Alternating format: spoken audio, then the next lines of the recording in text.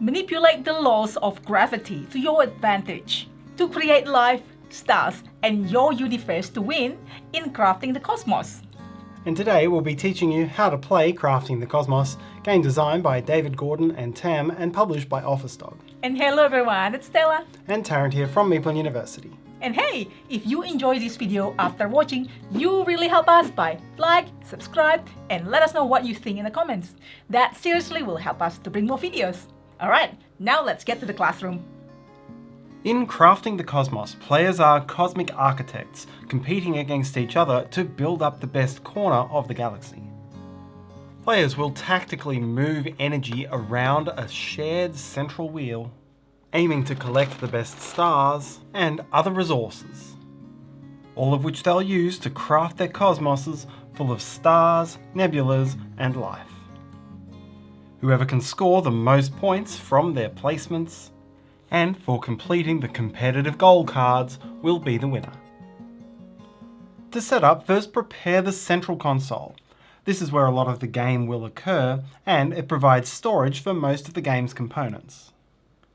Each quadrant you'll find associated with one colour, and you'll have the action spaces for that colour, as well as a shuffle deck of power cards and a supply of the 3D double-sided star tokens.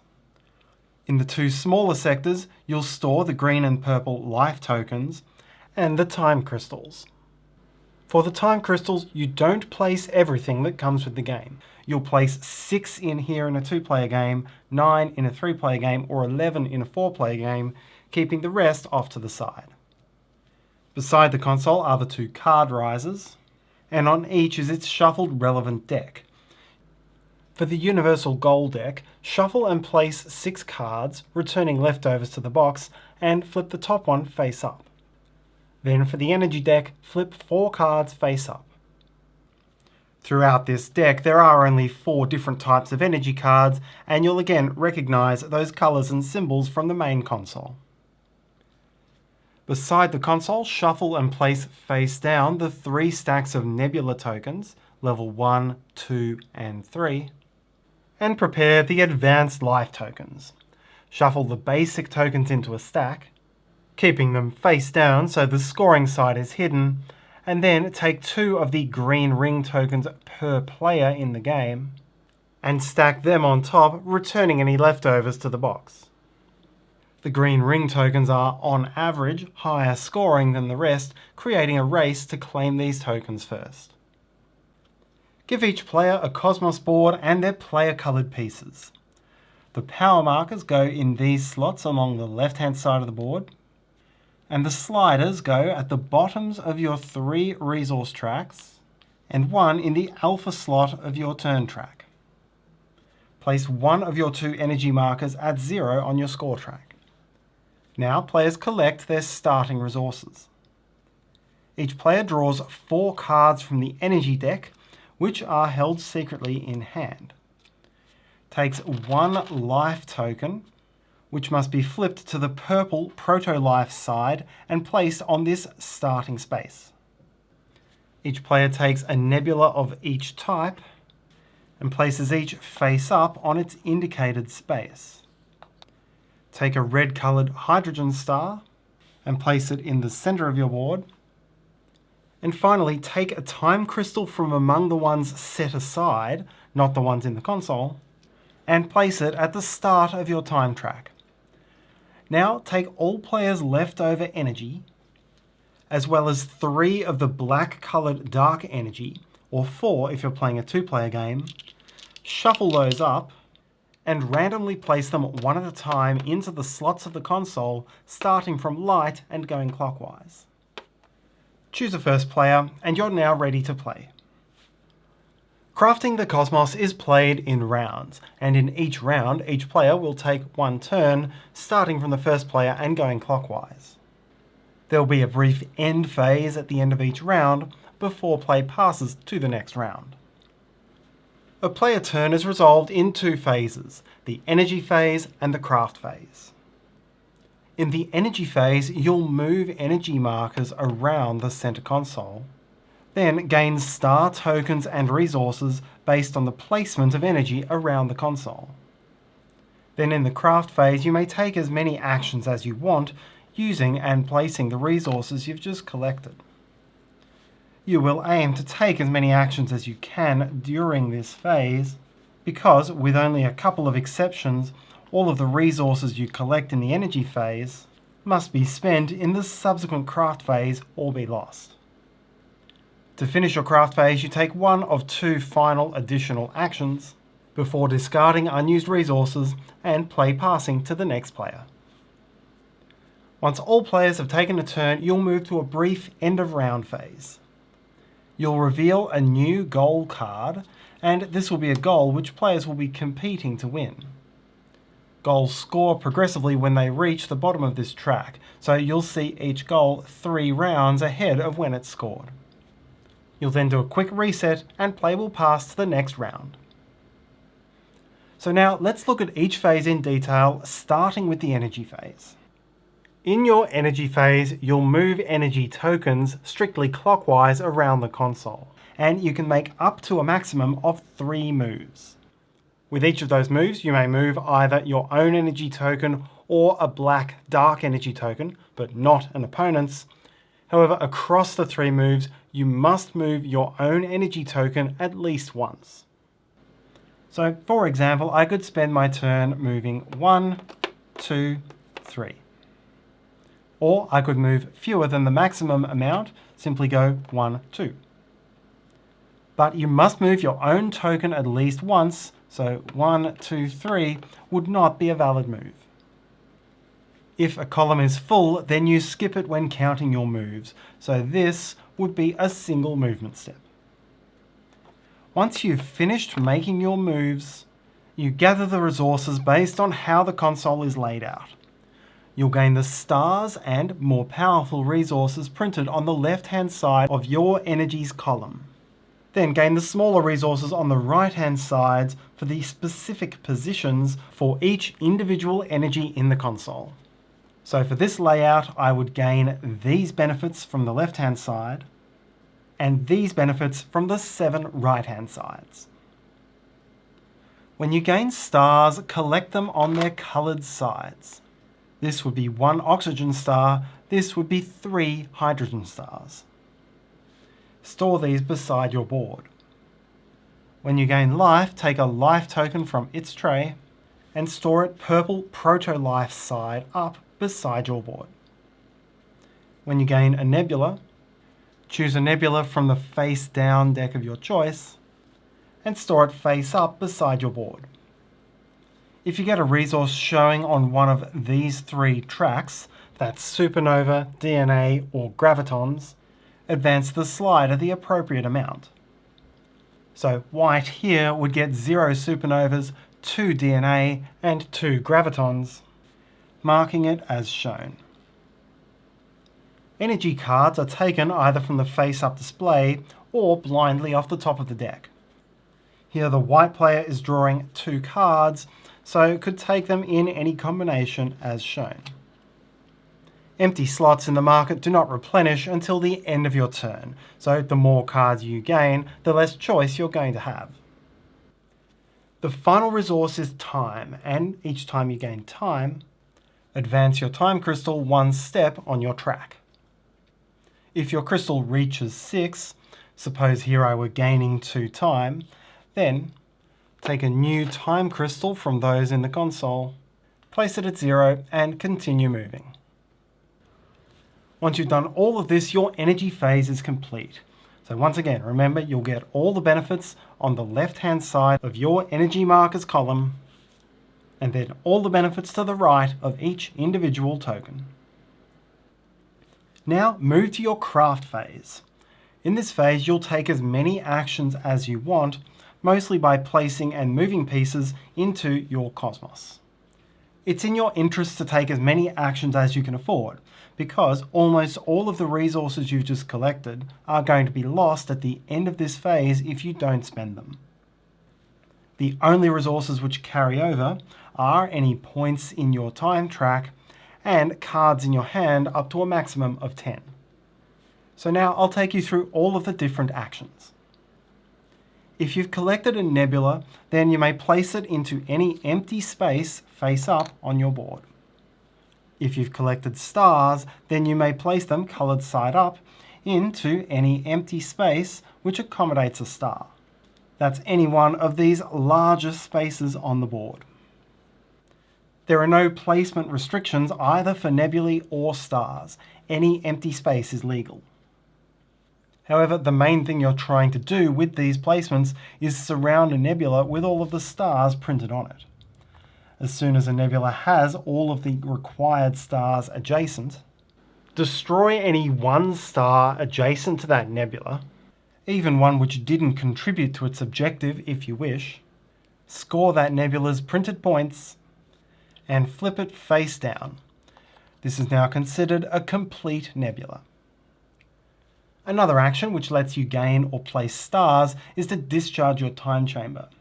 If, during the craft phase, you have a time crystal in the 6th position, you may move it to the right, immediately gain the star of your choice, which you can place on a future action, then move the time crystal to the rightmost empty slot and immediately gain the points printed on it.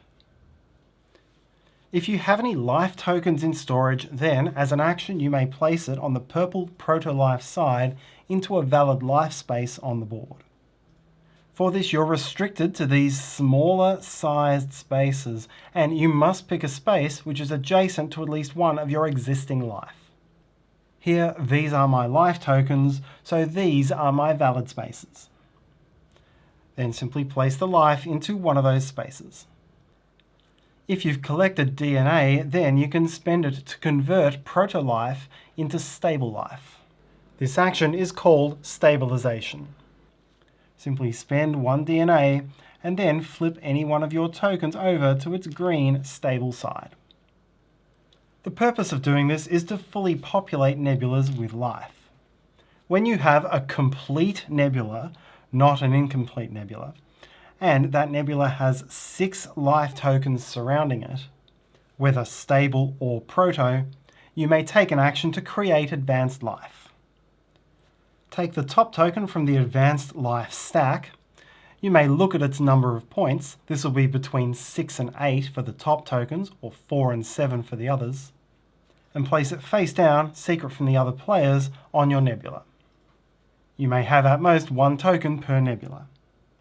Then discard, returning it to the supply, all of the proto-life which was part of the action. Stable life remains to potentially contribute to future advanced life actions, and that's the main reason for turning proto-life into stable life. There are 2 other resources which are going to help you make these placements, Gravitons and supernovae. Spending a graviton allows you to move a life or star around your cosmos. In each case, it works the same. Spend 1 graviton, and then you may move 1 star or 1 life to an adjacent open space or through a chain of other stars or life to the next open space you find. So, had I spent a graviton to move this star, the choices are simple. I can move to one of these 3 open spaces. If I move this hydrogen star, then I have all of these options available. My 1 movement taking me to any one of those spaces. Likewise, if I move this life, then these are the spaces I may choose. When you take the supernova action, spend a supernova resource to flip any star over to its supernova side. This is now a wild coloured star for the purposes of completing a nebula. This is quite beneficial, but it does come with 2 drawbacks. Firstly, you can never move a supernova using the movement action. And secondly, they don't count towards goals requiring a specific type of star. You are allowed to discard one as the star discard cost of completing a nebula, and that can be a good way of getting rid of them once they've served their purpose. The last type of crafting action is those that you pay for using your energy cards.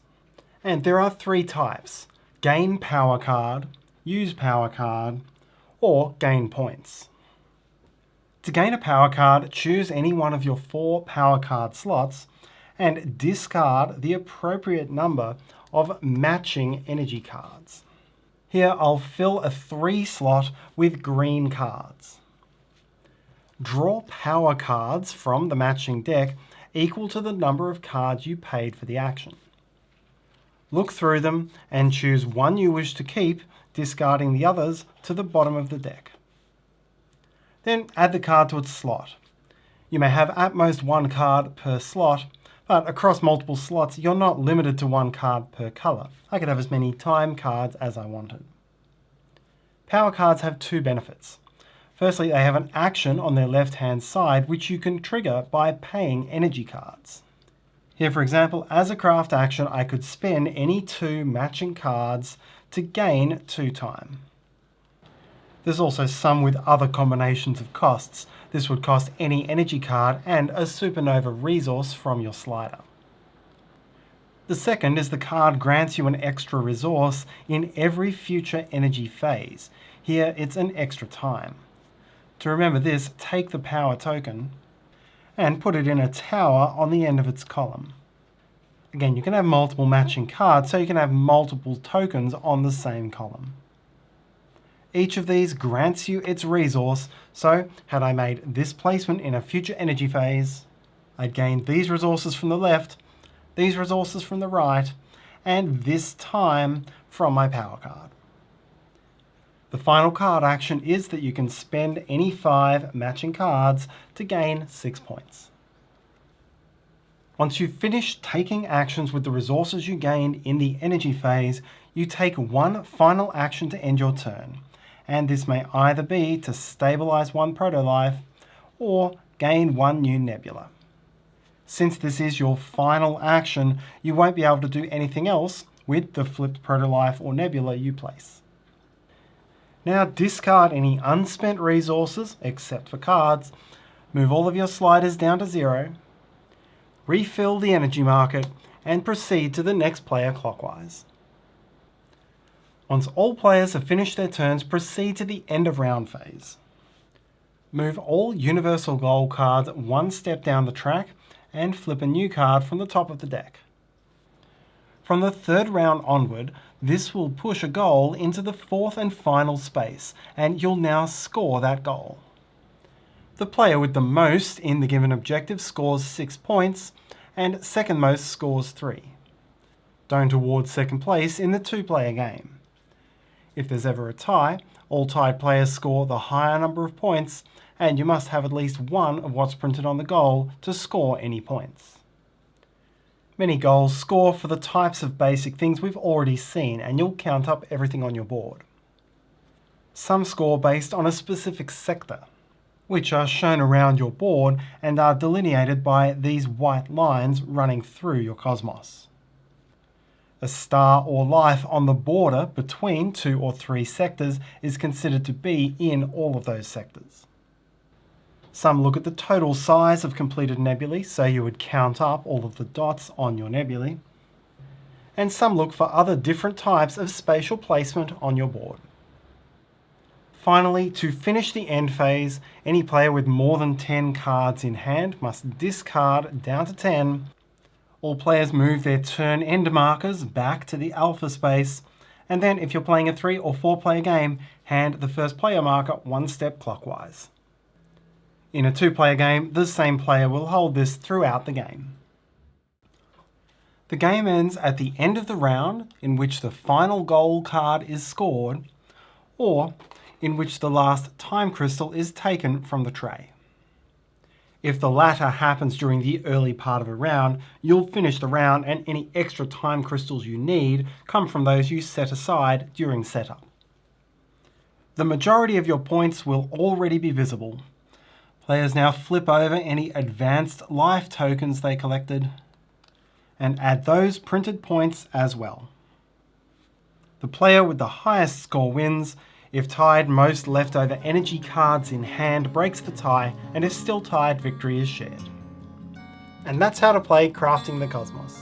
Thanks so much for watching. Please like, subscribe, let us know what you think, and share this video if you enjoyed. And hopefully you have a wonderful day. See you next time!